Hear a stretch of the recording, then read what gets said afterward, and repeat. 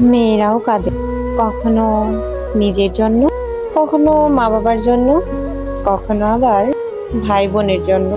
কারণে অকারণে কাঁদে, কখনো ছেড়ে যাওয়া প্রিয় মানুষটার জন্য, কখনো নিজের বাড়ির জন্য, কখনো ছেড়ে আসা প্রিয় মানুষের জন্য, কখনো নিজের সাজানো চার দেয়ালে ছোট্ট রুমটার জন্য, কখনো নিজের আত্মসম্মান রক্ষার জন্য, আর শেষমেশ নিকষ অন্ধকারে।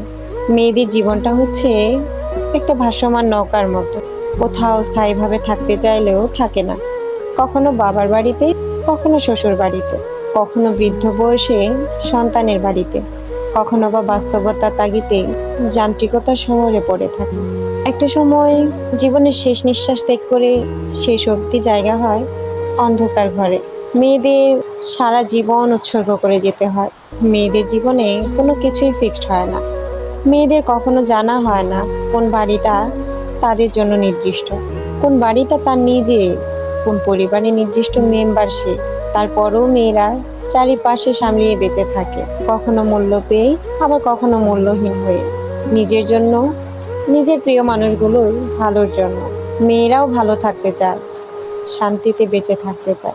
জীবন একটা হলেও মেয়েদের জীবনে জন্ম আসে কয়েকবার।